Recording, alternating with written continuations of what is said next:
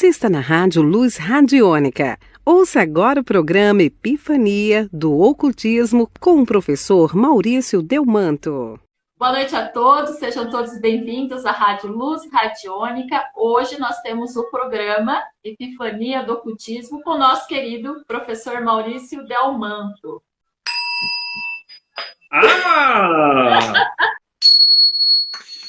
Olá, boa noite a você que está ouvindo a Rádio Luz Radiônica. Eu sou Maurício Delmanto, eu estou aqui com a Sônia, da Rádio Luz Radiônica, e a partir de agora começa o programa Epifania do Ocultismo.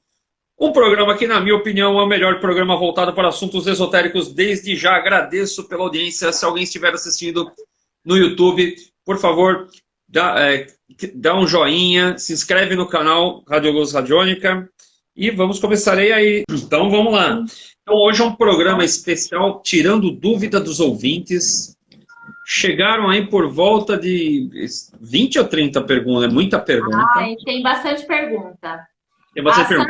A Sandra Coimbra, que também faz parte da Rádio Luz Radiônica, que ela tem o Café com Literatura, né? Ela falou aqui pra gente. Boa noite, Soninha e Maurício. Boa noite. Boa noite. E ela mandou um monte de perguntas também, que foi um programa só dela, né, eu acho. 30 anos que eu estudo isso, né? Desde a época do Ademar Ramos. E o Ademar Ramos era assim. Era um programa de rádio, o pessoal ligava e perguntava para ele na hora. Né? E eu achava ele um gênio, né? E aí o que eu acredito é assim, que ele tinha curiosidade de tudo e sabia a resposta de tudo, tinha coisa que ele não respondia, e eu acabei ficando meio que parecido, não se comparando ao Ademar Ramos, que para mim era um gênio, né? Mas ele é uma inspiração que eu tenho. E tinha um programa chamado... Olha, aqui é um programa dele, Ocultismo Sem Mistérios, era o programa do Ademar Ramos. Ele falava sobre o tema e ia tirando dúvidas também. Isso aqui que eu tenho é psicografia e mesmerismo, mas tem mais, né? Tem um monte de CDs aí do Ademar Ramos, conheci ele, fiz cursos, tudo mais. Vamos lá, pode fazer as perguntas aí. Vamos fazer a primeira pergunta que veio pelo direct aqui do Instagram. A ouvinte é Edna Ferreira e ela fez essa pergunta para você, professor. Você acredita em cura quântica? Se sim, pode nos dar um exemplo? O que é quântico? Quântico é pequeno. Eu fico um pouco com medo aí que agora o pessoal fala coach quântico, terapeuta quântico, é meio que dá um pouco de medo disso daí, porque o pessoal está usando um termo e às vezes nem sabe o que está falando, né? O que seria quântico? Quântico quer dizer pequeno. Tipo átomos. Átomos são quânticos. Então, aí o pessoal fala assim, vou fazer um salto quântico. O átomo ali tem os elétrons, tudo eles estão ali girando. É que não dá para. Nós estamos num programa de rádio, não dá para desenhar, mas imagina que ele ele tem uma programação, aquele átomo, e ele acaba fazendo um outro programa. Ele sai ele sai um elétron, vai de um átomo e vai para outro. E ele faz algo que um exemplo seria a dupla fenda. A dupla fenda é assim, quando você está observando um átomo, imagina um átomo que está sendo dando tiros, uma pistola que dá tiros de átomo. Se você está observando, ele vai reto. Se você para de observar, ele pode fazer uma curva. Tudo que é quântico é um átomo e toda a cura seria quântica, então. Que tudo é feito de átomo. Então, quando eu vou lá com um reiki, e a pessoa, sei lá, está desenganada pelos médicos, todo mundo fala, olha, essa pessoa vai morrer. Aí vai um reikiano lá e dá passes magnéticos, e essa pessoa acaba curando, isso dá uma cura quântica. Você alterou os átomos, né? Tem aquele exemplo também daquele japonês, que ele pega 2 tipos de arroz, coloca um do lado do outro, e aí um pote de arroz ele fica xingando. E o outro pote de arroz ele fica agradecendo. Depois de um mês, o pote que ele fica agradecendo, ele ainda dá para comer, ele não estragou. Né? Isso fora da geladeira e tudo mais. E o pote que ele fica xingando, ele apodrece. Altera as moléculas quânticas daquele arroz. Então, toda a cura é quântica.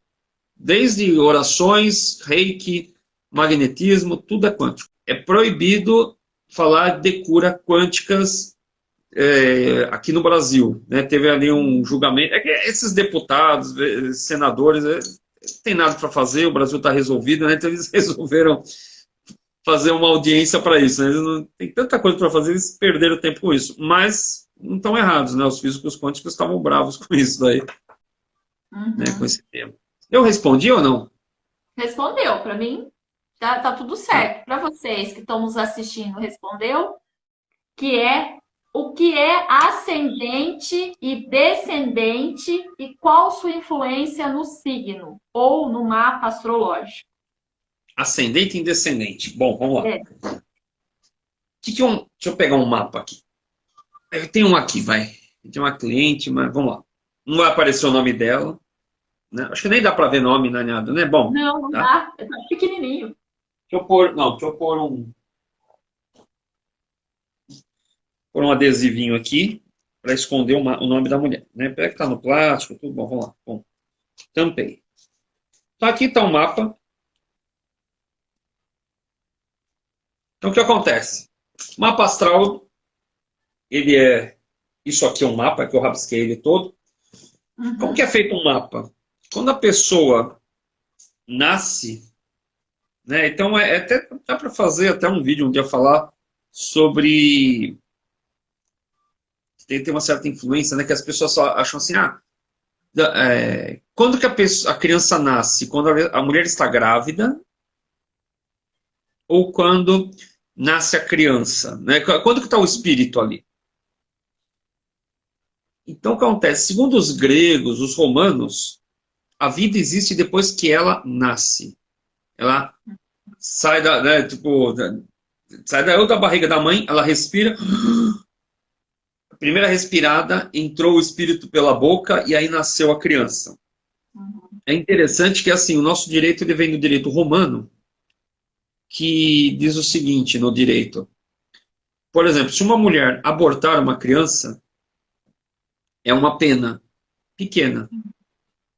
Agora, se a criança nascer e ela matar a criança, a pena é outra, já é um assassinato, não é um aborto.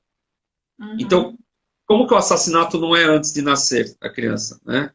Então tem esse tema aí. Isso não é uma pesquisa abortista nem nada, porque daí depois não é uma... Não tô... Como é que é? Eu, inclusive sou contra o aborto, né? Mas não é um tema contra o aborto, porque se um bandido matar uma mulher grávida, é duplo homicídio.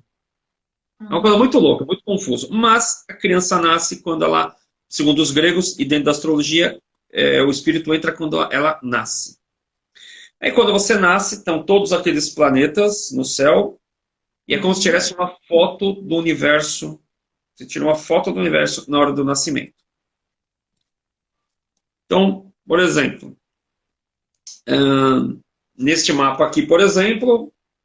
Põe um pouquinho mais para cima, professor, para as pessoas verem. Isso. Não, olha, aqui é um mapa... Afastado. Aí. Isso. Então, quando essa pessoa nasceu, ela é de aquário, então o Sol estava em aquário, então, e todos esses planetas estavam configurando, e lá no horizonte estava nascendo o signo dessa pessoa aqui de Gêmeos, onde está a seta. O que acontece? A cada 2 horas o mapa faz isso. Ele gira. Ele vai girando o mapa a cada 2 horas. Ele vai girando, girando, girando, girando. E aí quando essa pessoa nasceu, lá no horizonte estava o signo de Gêmeos, que é o ascendente.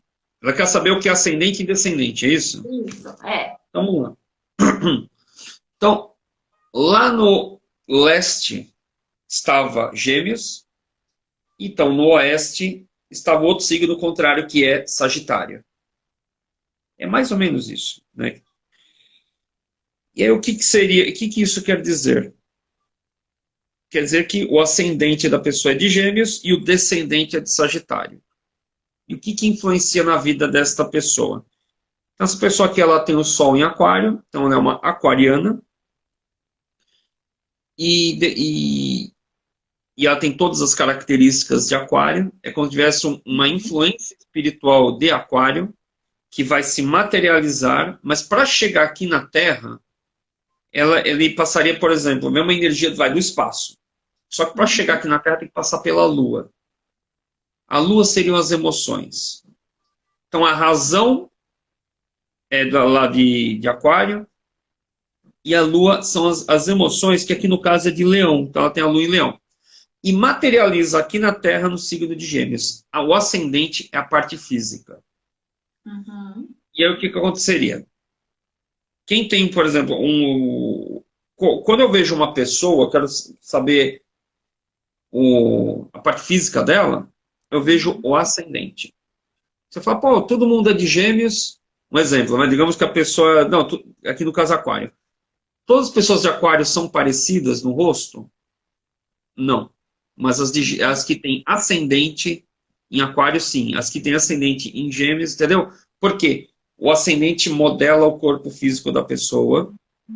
É o segundo signo. Para mim é o segundo mais importante. O primeiro é o solar. O segundo é esse. O ascendente começa a influenciar depois dos 28 anos de idade e é como as pessoas te veem. Então aqui no caso, é uma pessoa de Aquário. Tipo eu. E todo mundo que vê ela, mas esse mapa não é teu. Mas todo mundo vê essa Meu pessoa. ascendente não é Gêmeos. Então, ela é uma pessoa de Aquário com uma aparência de Gêmeos e todo mundo que vê ela como uma geminiana. É a impressão que as pessoas têm. E quando ela tem, depois dos 28 anos de idade, esse signo ele começa a ficar muito forte, o ascendente. Então, o ascendente é o segundo signo mais importante e ele fica muito forte após os 28 anos de idade. Se eu pegar o mapa astral e fazer um risco no ascendente, eu vou ver o signo contrário, que é o Sagitário, neste caso, eu vou encontrar o descendente. O descendente é o tipo de pessoa que ela gosta. Então, aqui no caso é Sagitário. A pessoa teria que ter as características de uma pessoa de Sagitário. Então, é uma pessoa que... como é que eu vou dizer?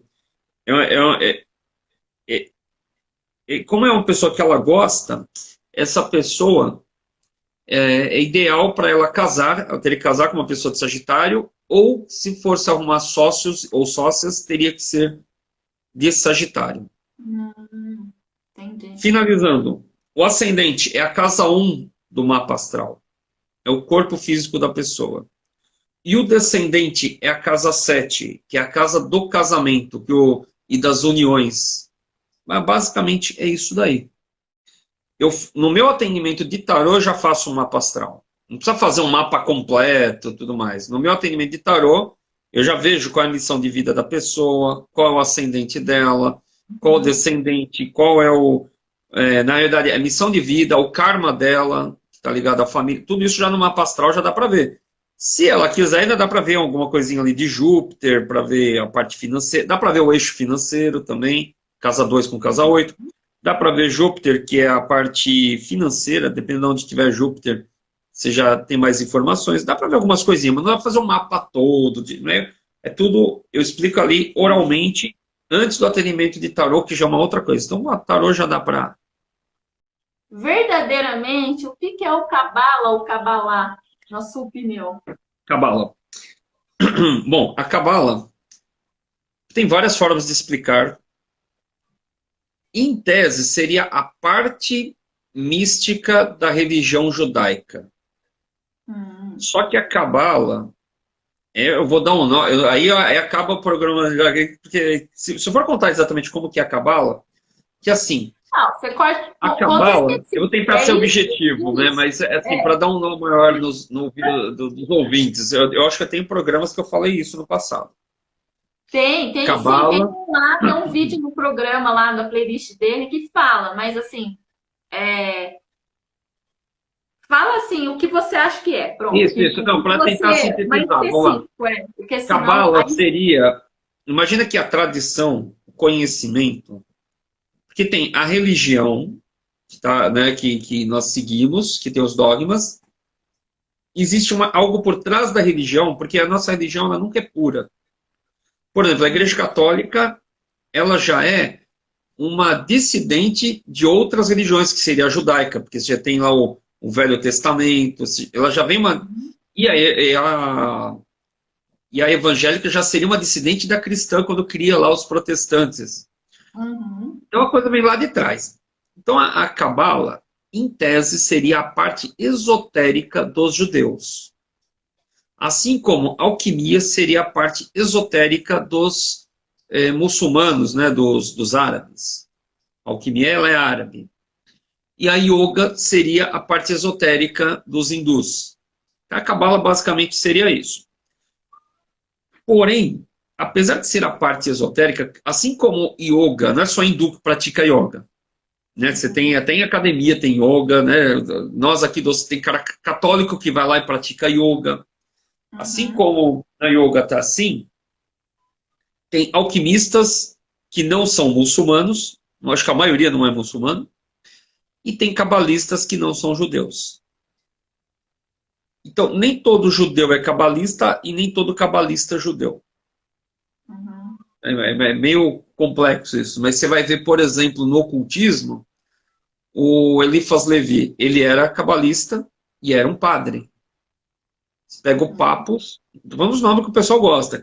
Ele tinha uma linhagem ali de ciganos e era cabalista também. E você vai ter judeus que não gostam da cabala. Uhum. Você vai ter isso. É a mesma coisa que falar que todo católico é um franciscano ou um beneditino. Ele é uma cisão ali no judaísmo. Isso conforme aquilo que eu entendo, aquilo que eu acredito. Muitas pessoas vão dar explicações diferentes para a cabala, mas eu acho que a que mais pega é que a cabala tem a ver com tradição e recebimento.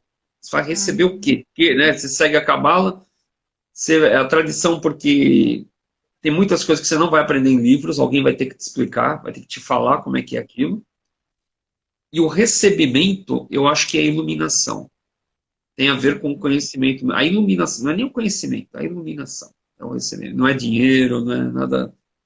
É algo meio que espiritual. Bateu aí? Tá bom para cabala? Tá ótimo. A próxima pergunta foi a ouvinte aqui do Instagram que mandou pra gente, ela chama Maria Antônia, e ela perguntou assim: astrologia e tarô são da área do ocultismo? Por quê? Tudo tem a ver. O que é ocultismo? Primeira pergunta que fazer: o que é ocultismo? A melhor descrição que tem de ocultismo vem do Francisco Valdomiro Lorenz, de um livro chamado Dicas de Ocultismo Utilitário. Né? O Francisco Valdomiro Lorenz ele diz o seguinte, que o ocultismo ele não é oculto para todo mundo, porém ele fica oculto para as pessoas que não estão dispostas a aprender e se submeter a determinados tipos de estudos, né, de passagens para poder aprender aquilo. Basicamente é isso. Então o ocultismo ele tem esse nome porque ele está oculto para as pessoas que não querem aprender. Não é que é um segredo. Não. No ocultismo você tem desde a radiestesia, astrologia, tudo está lá. Astrologia, tarô, radiestesia, magnetismo, tudo isso é ocultismo. Uhum. Mas a pessoa tem que querer estudar. Você não vai aprender isso na escola, você não vai aprender isso na televisão, em lugar nenhum. Né? Na internet você vai aprender assim várias versões diferentes. Então tem esse termo ocultismo, porque também no passado as pessoas que estudavam isso, elas iam para a fogueira. Então era oculto da igreja que tinha Inquisição, ou até pessoas de organizações que iam lá e também botavam fogo nas pessoas. Não era só a igreja que matava. Entendi. Você tem uma noção, o Pitágoras não. Eu acho que é Pitágoras mesmo, né? Que tinha aquela escola de matemática, né? Ele, para você participar da escola dele, você fazia uns rituais de iniciação e você entrava para a escola Pitágoras. E você era proibido de ensinar matemática para os outros. E parece que um discípulo do Pitágoras estava ensinando o segredo da matemática. Tipo, 1 mais 1 é igual a 2. Pitágoras foi lá e matou aquele cara. Tem uma lenda aí que ele foi lá e assassinou o discípulo porque ele estava ensinando o que era oculto para as grandes sociedades naquela época, né? Uhum. E hoje o ocultismo está mais aberto. Bom, aí a pergunta é, astrologia e tarô são áreas do ocultismo? São. São áreas do ocultismo, estão interligados porque, por exemplo, o tarô é uma ferramenta de abertura de consciência. Nós falamos já de astrologia. Então, o tarô é um instrumento de abertura de consciência e com o tarô você pode ter a numerologia cabalística, astrologia cabalística, você pode utilizar ele na radiestesia, você pode usar ele como oráculo, você pode estudar a Bíblia, tudo isso com o tarô. Ele tem um leque enorme. Tudo que tem consciência, você pode utilizar o tarô. Fechou? Não fechou? Tá batendo? Fechou. Vamos lá. Tá ótimo. A próxima Então, pergunta pode, para ela ficar feliz. é outra também nessa linha aí. Existe relação do tarô com a Bíblia? E onde encontrar essas referências? Até você fez um programa lá tá no canal do YouTube, que você fala um pouco disso. Só que eu não vou. Vamos lá. Essa aí eu não tinha. Ó, tá. Essa eu acho que eu não tinha escolhido, né? Mas tudo bem, vamos lá. Tem mais tem. Tarô com a Bíblia? Você tá pegando. Você fala que vai fazer uma pergunta, faz outra. Vamos lá, tarô com a Bíblia tem. O que acontece? A gente tem que fazer assim, né, na hora, né? Os 22 arcanos maiores do tarô, eles estão mais ligados à Cabala. Os 56, é o tarô, né, que você falou, os 56 menores estão mais ligados ao jogo do xadrez, vem da China. E aí juntou, criou o tarô. Esses 22 maiores, por que são 22? Porque eles estão ligados às 22 letras hebraicas. Se está ligado às 22 letras hebraicas, tudo que tiver dividido ou com letras hebraicas na Bíblia são arcanos de tarô. Então, por exemplo, Salmo, eu acho que é o 118, que é enorme, é o maior salmo que tem. Ele tem 22 partes. Cada parte é um arcano do tarô. O Apocalipse, ele é dividido em 22 partes.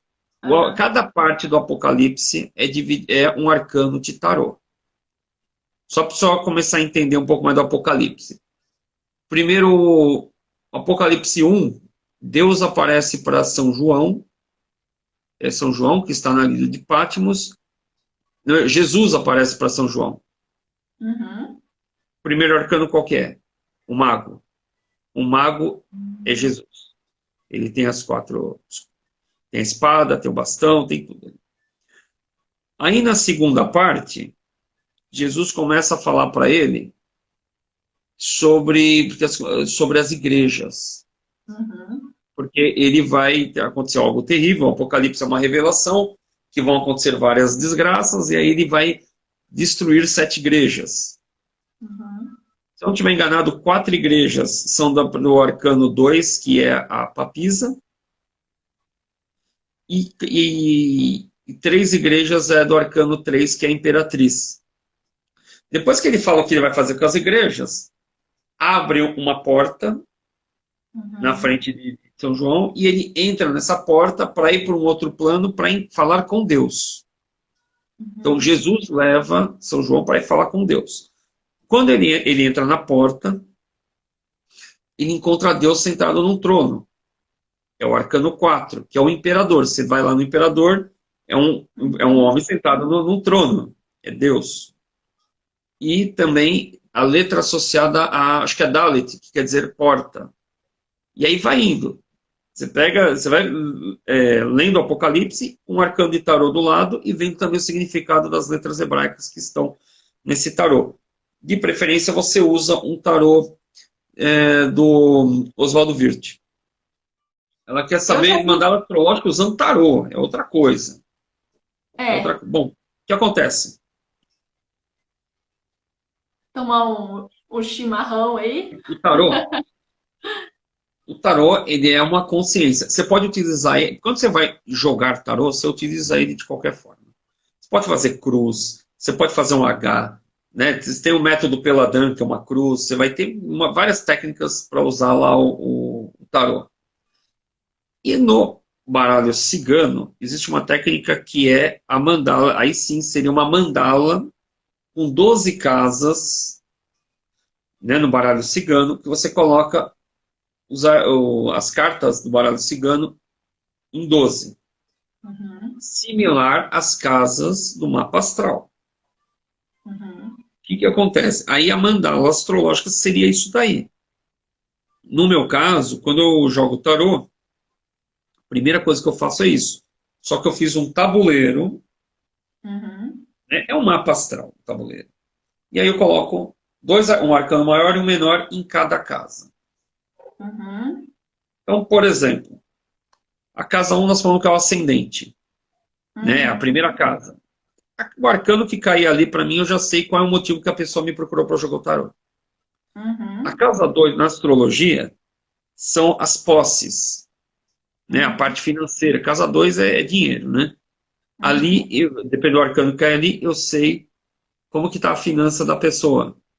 Na casa 3, é o conhecimento, são os primeiros estudos, os amigos. Não, amigos não, os irmãos. Ali eu vejo como é que estão os irmãos. Aí vai indo, casa 4, você vai ver a família, ou a mãe da pessoa. 5, pessoas do trabalho. Na verdade, é um tabuleiro feito em cima do mapa astral. É como se eu jogasse 2 cartas, 2 arcanos tarô aqui, 2 aqui, 2 aqui, 2 aqui, e aí você vai vendo a vida toda atual da pessoa. Isso seria, então, a mandala astrológica que ela disse. Que eu chamo de tabuleiro, porque eu criei um tabuleiro, né, para isso. Tá. E agora eu vou fazer uma outra pergunta para você. Então, a próxima pergunta é do ouvinte Luiz Fernando. Recebi pelo direct aqui do Instagram. Então, ele perguntou assim: no penúltimo programa, você deu 11 dicas de livros e autores. Aí ele pôs entre parênteses, né? Que eu não mandei para você, Maurício, mas eu vou falar. Ele mandou entre parênteses para mim, assim. Foi a 11, a 11ª foi bônus. Aí ele pôs uma carinha de risada, assim. Que você teve, que para você tem muita relevância, esses 11 livros, né? Livros e autores. Gostaria de dicas sobre livros de magia, que para você foi muito importante nos seus aprendizados, nos seus estudos. Bom, o que é magia? Magia, quem que eram os magos? Os magos eram cientistas. Os magos eram, a magia está ligada à sabedoria. Então, digamos que eu chego num... Eu não trouxe, mas então que eu pego um fósforo. Para o passado, eu vou sei lá, 5.000 anos atrás, lá nos Homens da Caverna. Lá no passado. E eu consigo uma pedrinha, que é esse negócio aqui, é a ponta do fósforo. E eu bato e ele faz isso. O que esses homens das cavernas iam falar? Magia? O que você fez? Eu sou um mago. Eu faço fogo do nada. Quer dizer, eu não fiz nada. Foi conhecimento. Então, isso era magia. Então, Jesus curando pessoas lá no passado. Aquilo era magia. E hoje em dia tem um pessoal que mexe com física quântica, né? Você falou. Tem um pessoal que mexe com reiki, com magnetismo e cura pessoas. Tudo isso é magia. Magia é conhecimento. Tá? Então, primeiramente, é isso. Então, o que eu acho que são os mais importantes? Inclusive, quando eu tinha feito um vídeo no meu canal, tem um cara que falou isso. Eu tinha falado de 3 livros. Vou falar rapidão aqui de novo. Na sequência de livros. Só que a pessoa reclamou disso, mas para mim era tão óbvio que eu não falei. Mas o primeiro livro de magia é a Bíblia. É o primeiro. Por que a Bíblia seria o primeiro livro de magia? Primeiro que você tem que saber a origem de toda a Bíblia e também alguns livros judaicos, como Sefer Tzirah e Zohar. Você tem que saber de onde veio tudo isso daí. De onde veio os anjos, de onde veio os demônios e tudo mais. Primeiro é isso. Segundo, por exemplo, os salmos são muito fortes. Se você for fazer, que o pessoal mexe muito com magia agora, utilizando os pentáculos de Salomão. Salomão está na Bíblia. Né? E como é que você usando um termo atual, ativar, né, que o pessoal fala, só não usa, usa o números Gravoboy e ativa lá. Como é que eu ativo um pentáculo? Usando salmos da Bíblia. O cara faz um pentáculo, fica mentalizando e orando determinado salmo. Como é que eu faço para invocar um anjo da guarda? Um anjo meu. Você tem o salmo do anjo da guarda. Tem o dia, o horário, o salmo. Então a Bíblia começa tudo. Depois da Bíblia, eu iria ler 2 livros. Um seria o Alegria e Triunfo, que nós falamos na outra live. O outro seria o Caibalion.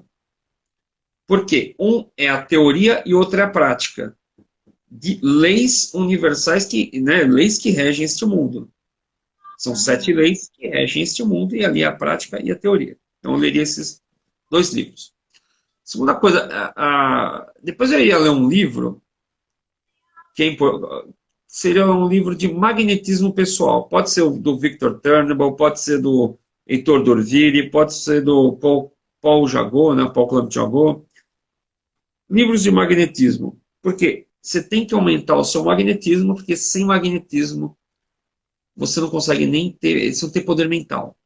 Quanto mais magnetismo, mais poder mental eu tenho, e aí eu posso curar pessoas, posso rezar para as pessoas, é a base. Outro livro bom. Nós chegamos a falar, né? Aquela lista lá eram livros de magia. Por exemplo, Nossas Forças Mentais. Se você não tem um poder mental, a magia não acontece. Por quê? O que acontece? Você pode realmente... Eu poderia falar, não, vai lá, compra um livro do Eliphas Levi.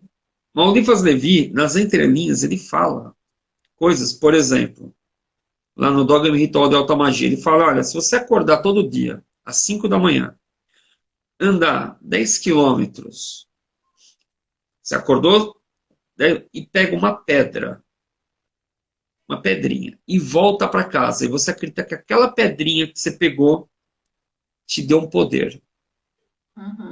A tua fé naquela pedrinha, né, todo dia você acorda e vai pegar uma pedrinha, aí você vai ter um jarro de pedrinhas. Aquele jarro vai te proteger, porque a tua fé naquele negócio, você acordou cedo, você tem então tem a vontade, o magnetismo, a sua criação mental, tá tudo junto ali, e aquele pote de pedras vai te proteger. Então todos esses livros de magia que você vai ver, toda magia é mental. Então vai ter que estudar o mentalismo. Então aí seria, as nossas forças mentais podem ajudar bastante, inclusive quem mexe com magia do caos, tudo isso daí está lá em Nossas Forças Mentais com outros nomes. E é isso aí, eu começaria os livros por esses aí. Não sei se ele gostou, né? E isso assim, para começar, e depois que ele entender, aí poderia seguir 2 caminhos. Ele pode seguir tanto os livros lá do Eliphas Levi, do Papos, Jacob Boehme, aquela linha, como ele vai poder ir para outra linha, que é o Aleister Crowley. Ele pode ir para a linha que ele quiser depois, mas ele tem que entender que tudo é mental. Tá. Influências magnéticas negativas. Ter pensamentos positivos. Pensamentos positivos. Pessoal, está na moda agora o Ho'oponopono, né, que é sinto muito. Como que é a oração? É sinto, me perdoe. Eu te amo, sou grata.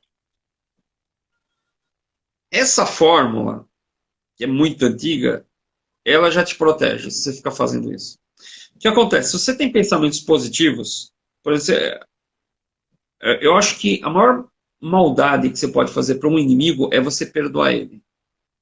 O que acontece? Influências negativas. Como que vem uma influência negativa em você? Ela só vai te atingir se você tem uma composição negativa. Por exemplo, como um cara... que daí eu vou estar ensinando a fazer magia negra, mas vamos lá, vai. O que acontece? Digamos que uma pessoa quer te fazer mal. A primeira coisa que ela vai fazer é te informar que ela vai te fazer uma magia negra. Se você acreditar que ela tem um poder para te fazer mal, se você acredita na magia negra, você já sintonizou na onda dela e provavelmente você está perdida. Você vai receber a magia negra. Se você não acredita nela, se você não sabe que ela vai... Como é que tem alguém que deseja mal para você, você nem conhece ela? Como é que isso vai te fazer mal? Uhum. Então, segunda, digamos que eu não gosto de você, mas você faz orações me desejando bem. Se eu tiver inveja, se eu tiver raiva de você, se eu mandar uma influência negativa, ela não vai bater em vocês, não vai entrar na sua aura. E como Uhum. você não tem raiva de mim nem nada, não faz parte de você, isso vai voltar para mim. Então, a Uhum. influência negativa, eu mando para você, volta para mim. Isso nós estamos falando só de mente. Quando a pessoa faz uma magia, o que acontece? A gente já tem muita energia.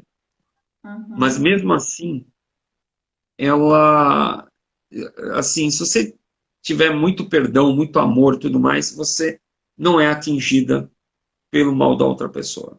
Uhum.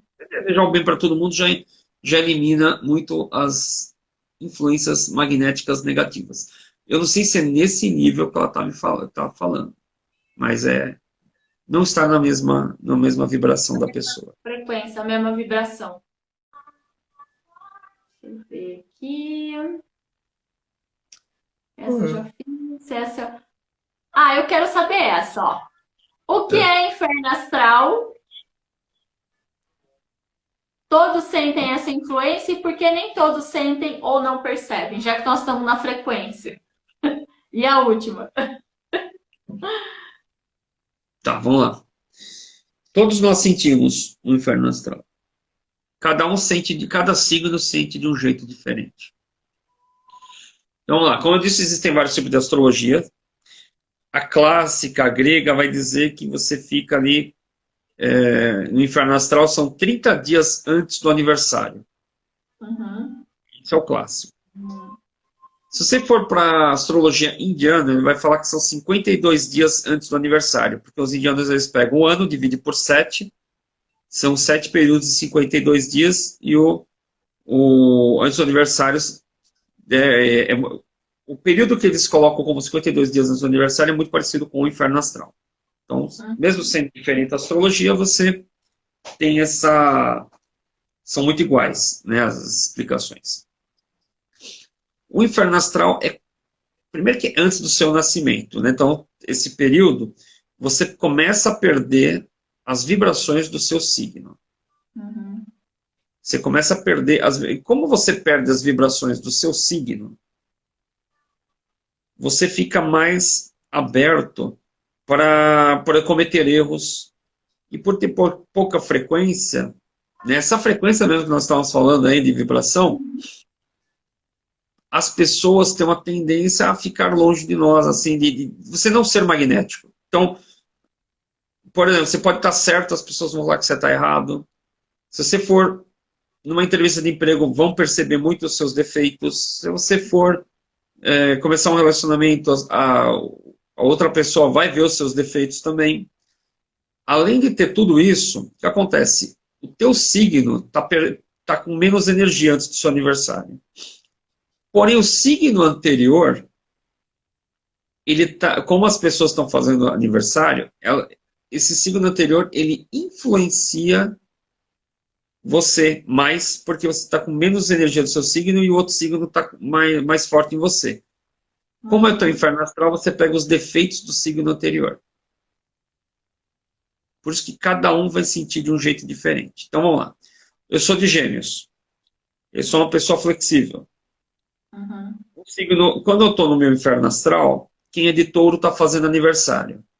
Uhum. Então, no meu inferno astral, eu pego os defeitos de Touro, que é aquela pessoa teimosa, aquela pessoa que tem medo da pobreza, todos os defeitos de Touro eu pego.